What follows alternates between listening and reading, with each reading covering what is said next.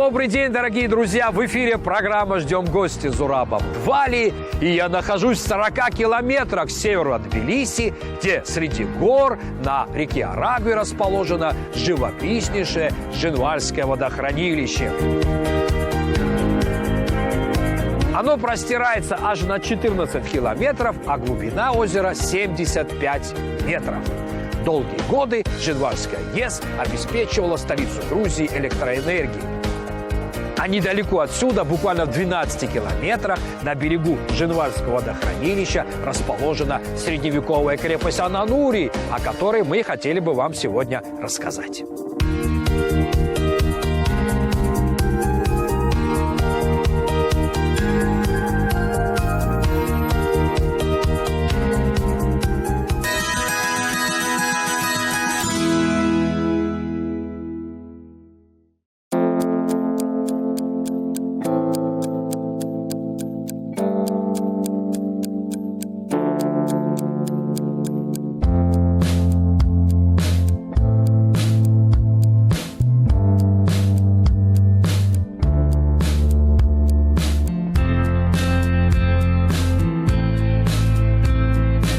Благословенная земля, тут крепость с башнями стоит, как нос большого корабля, вдаль по течению глядит.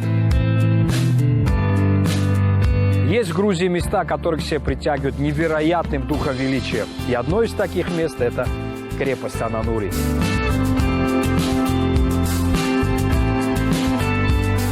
Эта крепость – прекрасно сохранившееся сооружение поздней феодальной эпохи Грузии. Некогда резиденция аракских князей Эристави.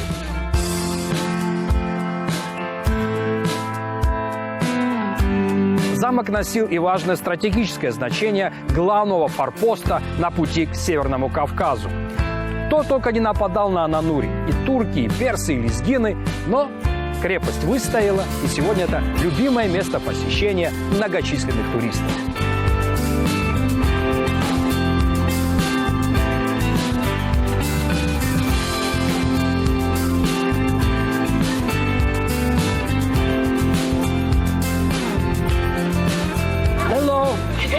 Where from? Philippines. Вот девушки с Филиппин приехали посмотреть на эту красоту.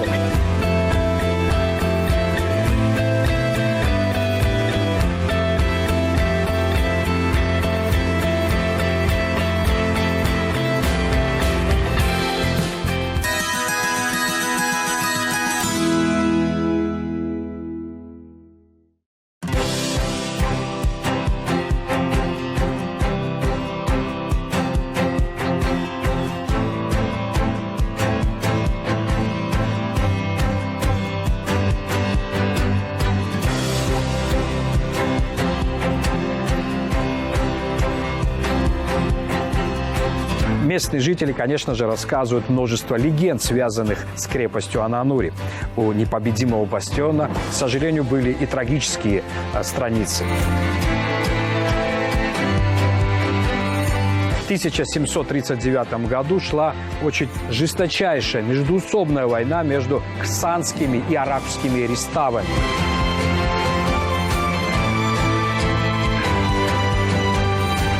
Ксанские войска подошли к крепости Ананури, окружили и предложили сдаться защитникам этого бастиона. Однако те не захотели сложить оружие.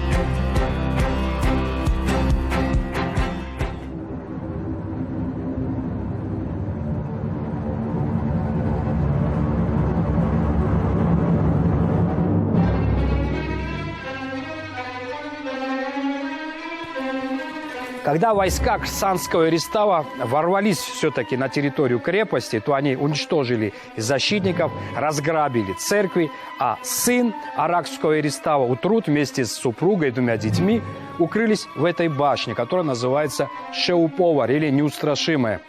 Нападавшие заложили вход и подожгли башню. И только спустя 200 лет, в 1939 году, во время проведения на территории комплекса реставрационных работ, вход был открыт, и там обнаружили и следы копоти, и человеческие останки.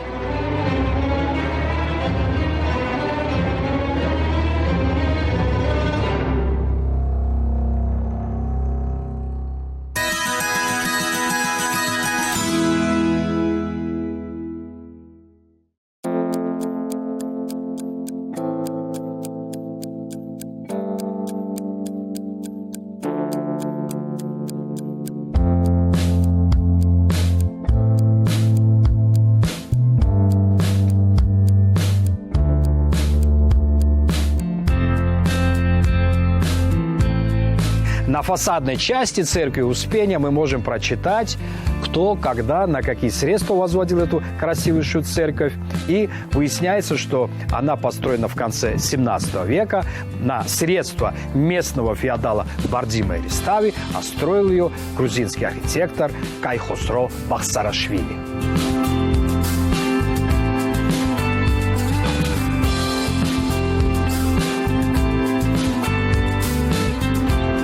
На стене мы можем увидеть так называемое древо желания. Это такая стилизация виноградной лозы, естественно, очень почитаемой в Грузии.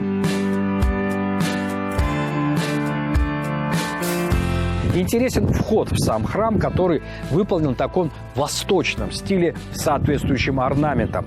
Это объясняется тем, что тогда, в средние века, Грузия находилась под влиянием различных культур.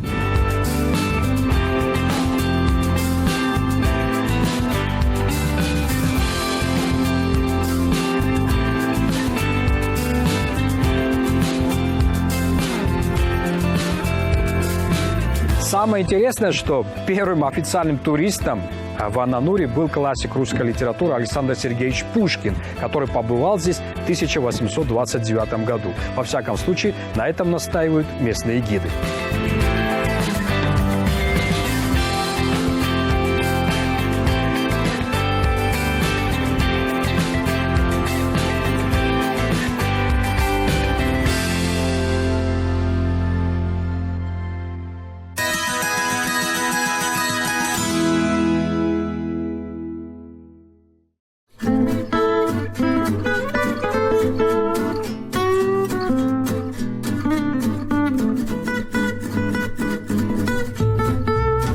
И тут же, недалеко от замка Ананури, в одноименном ресторане можно отведать популярный для этого высокогорного региона тушети блюдо.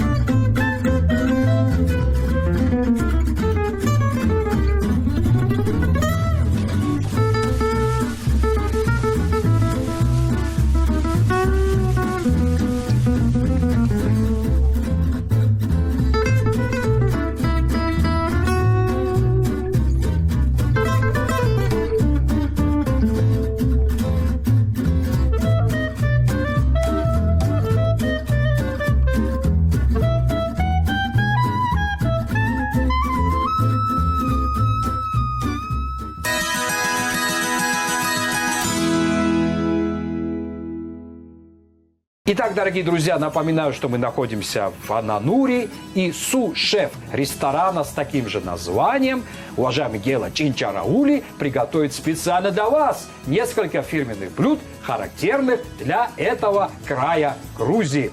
И какие батоны, Гела, мы приготовим?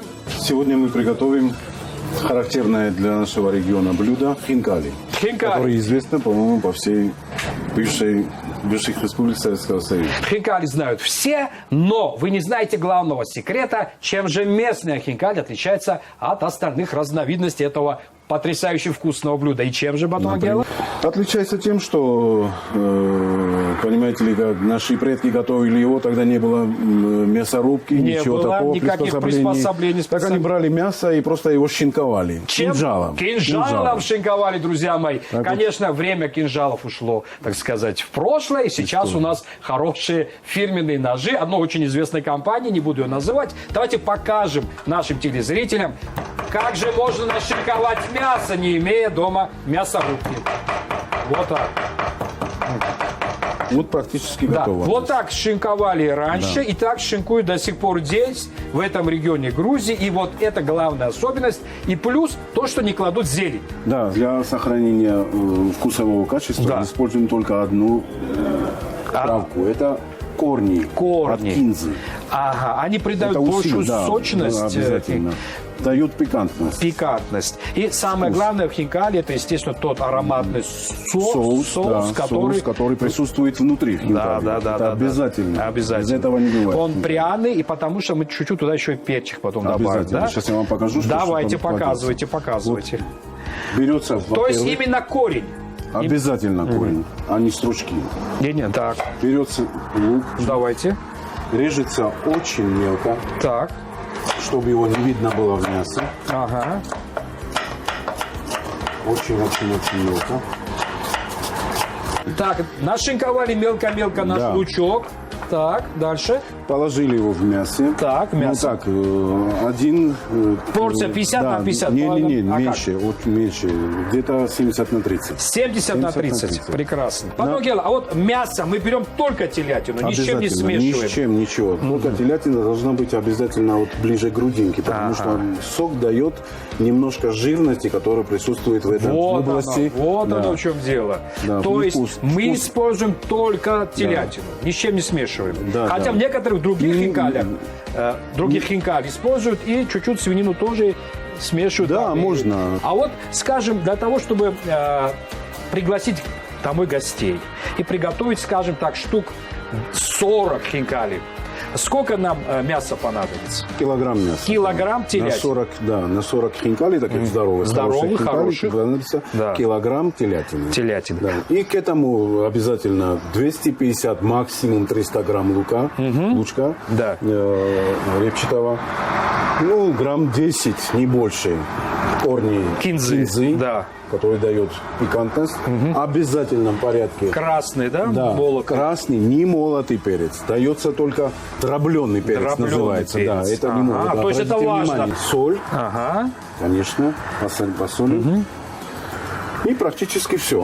Ну, чуть-чуть добавляется у нас еще дзира называется. Зира. Приправа Зира. такая. Зира Да, по-русски. Зира, она Да, да. выделяет такой своеобразный Ну, вкус. Грузины обожают всевозможные специи, дорогие друзья, Ну, так что это грузинская кухня неудивительно. Да. славится только приправами. Приправами, да. С множеством приправ. которые Вот и присутствуют. самый главный секрет, который я хочу, чтобы вы объяснили нашим телезрителям. Как добиться, чтобы хинкали были сочные, много ароматного сока внутри было? Вот это я вам сейчас покажу. Покажите. Ну, давайте. Вот есть у нас готовый фарш. Давайте. В первую очередь добавляем соль. Так. Добавляем наш нашинкованный мелко лук. Добавляем. Вот я могу от себя тоже Да, чуть-чуть пожалуйста, добавить. пожалуйста. Внести свою Спасибо, лепту. спасибо. Добавляем корни кинзы. Так. Добавляем дробленый Дробленый перец. красный перец. И Так. немножко, совсем немножко Зиры. зыры. Так. Совсем немножко зыры. Ага. Добавляем воду. Так. Столько, сколько впитает мясо. Вы сейчас Вот по оно процессу в чем все это дело. увидите. Вот смотрите, как она сейчас начнет впитывать. В мясе вода исчезла. Значит, она впиталась. Можем наливать столько, Да. чтобы вода накрывала мясо полностью. Таким образом, мясо Будет сочным. сочным и Выпустит потом да, эту жидкость. стало больше. Видите, на глазах мясо стало больше. Все, фарш практически готов. Отлично, отлично. А как мы будем эти хинкали готовить? Мы же должны показать. Вот, Да. вот это, когда говорят, 12 складочек должно быть на хинкали. Это правда? 12 должно быть? 19 вообще-то примета. Ну, 19 даже? 19, да. Классический хинкали Итак, 19 уважаемый складок. Гела Чинчараули покажет все 19 складочек, сделанных своими руками. Ну-ка, показывайте быстро. Берем тесто обычное, Так. только тесто надо обрабатывать очень долго, чтобы В оно смысле было обрабатывать, очень... что вы имеете? Надо его давить, очень долго давить, чтобы оно стало тугое такое. Упругое. Упругое тесто, да. Это Тесто обыкновенное, дрожжевое да. тесто? Первого сорта, не высшего. Берется это тесто, мука, Так. обрабатываем и раскатываем. А тесто предварительно вы держали в холодильнике или сразу же приготовили? Нет, в холодильнике ни в коем случае, потому что тесто оно стареет. Надо, чтобы тесто чуть-чуть отдохнуло, хотя бы полчаса, чтобы полежало тесто, и оно как-то пришла, дошло, да. дошло тесто. Надо раскатать, чтобы оно как листик стал. Кстати, была очень интересная история, когда Никита Сергеевич Хрущев приехал в Тбилиси, первый раз его пригласили в грузинский ресторан и подали хинкали. А грузины, когда едят хинкали, то хвостики оставляют на тарелке. И Хрущев, когда увидел обилие этих хвостиков, которые лежали на тарелках, он сказал: а это, говорит, почему вы не едите? А это, говорит, мы, говорит, выбрасываем. После этого Хрущев запретил поставлять большом объеме белую муку в Грузию и резко сократил ее количество. Вот такая реальная история. Теперь берем наш готовый фарш в центре раскатанного да. теста и начинаем заворачивать. А вот как мы заворачиваем?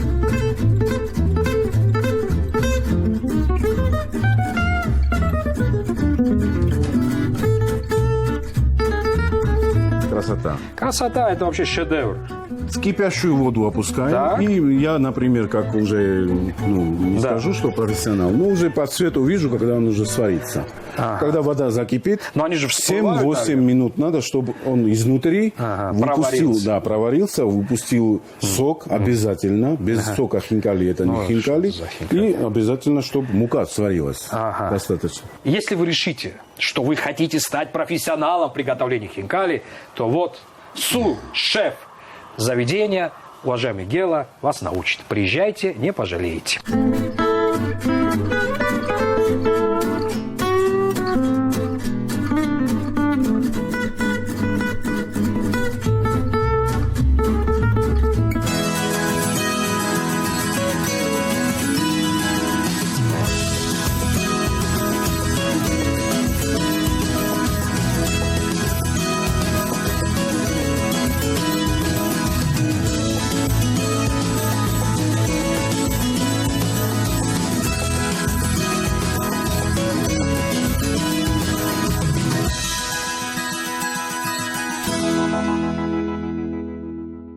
И теперь второе блюдо, дорогие друзья, которое готовится только здесь. И называется оно Пхлована. пхлована. Это запеканка. И готовится оно из каких ингредиентов? Ну, в первую очередь, конечно, мука. Мука. Но это не самое главное. Не самое главное, конечно, но это запеканка в муке. Да. Обязательно присутствуют листья свекольные. Свекольные листья. Первый Так. ингредиент. Ну и добавляется приправы кинза, укроп, Молодой лук, да. молодой лук. Обязательно Сыр. Сыр какой?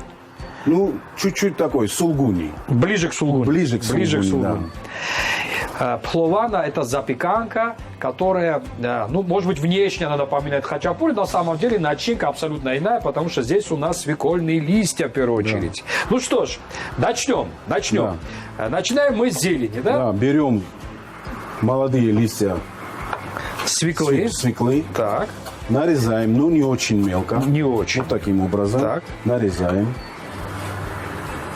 Вот давайте Забрасываем. скажем, сколько нам понадобится свекольных листьев на Ну, одну где-то, запеканку. ну, мы берем такие пучки Пучок, такие, да, пучок. такого, да, Так. небольшой такой пучок, чтобы оно было такой пучинкой. Берется кинза, Ну, куда без кинзы в грузинском да, блюде? тоже вот, смотрите, пучок Так. режется. Но тоже уже мелко. более мелко, да? Да. И вы мне рассказывали, что эта запеканка готовится на глиняных таких специальных Да, сковородах, кетси называется. которые называются кетси. Да. А почему вот многие грузинские блюда готовят именно на глиняной посуде? Что придает эта глиняная посуда этим блюдам? Натуральный вкус. Натуральный В первую вкус. очередь обязательно. Натуральный вкус не перегорает ни в коем случае. И никакого масла не надо, Нет, да? не надо, на сухую. На сухую На готовится. И во многих грузинских семьях, я уже в Тбилиси, не только в Тбилиси, особенно в деревнях, везде хранят глиняную Да, посуду. да. Как традиция. Как традиция, да. Наш зеленый лучок подрезали туда же. И Очередь последнюю через сыр. сыр. Не очень, наверное, соленый, да? Нет, совершенно не соленый сыр. То есть такой. Солим обязательно. Все это дело солим. И фактически наша начинка готова. Все, Для замешиваем. Чтобы она была однородная. Добавляем чуть-чуть, можно даже оливкового масла. Оливкового Да. масла. Придает очень такой пикантный вкус.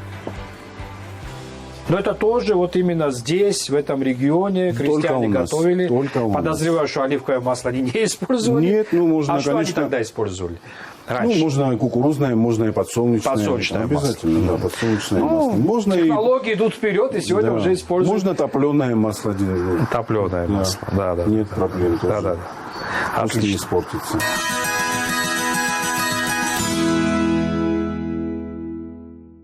А теперь мы раскатаем тесто Берется и начнем тесто. готовить нашу запеканку под названием пхлована. От слова пхали. Пхали, вы знаете, что это такое? Это такая травяная холодная закуска. Да. Очень часто туда кладут грецкий орех, мелкомолотый. Да. В данном случае мы не используем грецкий орех, но зато у нас очень насыщенный такой букет всевозможных трав, зеленого лука и сыра сулгуни. Ну, здесь не такое тесто, как на хинкали. Оно Да, ближе такой, как хачапури. мягкое, очень мягкое. Обыкновенное дрожжевое тесто, да, Да, Батонов с делает? добавлением с масла. С маслом. Масло. То есть это Тоже тесто, да, которое да. мы используем, когда готовим хачапури, Да, да? грузинский хачапури обязательно. Отлично. Ну, тогда вообще никаких проблем. Все это тесто прекрасно Вот, знают. тесто готово. Кладем Берем нашу нашу начинку, да. начинку. Тоже вот так в центр ложим. И начинаем тот же самый процесс, что на хинкали. Только это Ага. чуть-чуть пообъемнее. Да, и заворачиваем. Вот Просто оно, так в же. чем дело. Заворачиваем. Точно такие же складки. Тоже 19? Нет, ну это не имеет значения. Сколько получится. Вот оно потихоньку закрывается. Все, закрыли. Мешочек такой у нас Да. получился, да? Насыпаем муку, переворачиваем и распрямляем. Нужно раскатать чуть-чуть. И на нашу глиняную сковороду, которая называется кеци, да? Да. Вот она практически готова. Все готово для того, чтобы приготовить пхлована, травяную запеканку. И буквально через несколько минут, когда все будет готово, друзья мои, мы вам покажем. Можно намазать яичным желтком для цвета. Для цвета, Да. но не для вкуса. Нет, ни в коем случае. Ну, Придает тогда- такой желтизну, такой... Но не печень. обязательно. Не обязательно. Поэтому это уже решать вам. После приготовления можно намазать топленым маслом. Очень вкусно. То есть это уже зависит от Когда любителя, нет кому поста. как Да. больше нравится. Хорошо. Огромное спасибо вам, Батону Гела, за Не за интересный что. рассказ, за то, что Не за рассказали нам о том, как делаются местные хинкали, которые отличаются от остальных других хинкалей, и об этом уникальном, очень редком блюде, как пхлована, которое И очень вкусным. И очень вкусным. Я пробовал, гарантирую, который готовится именно в этом регионе Грузии, Душети.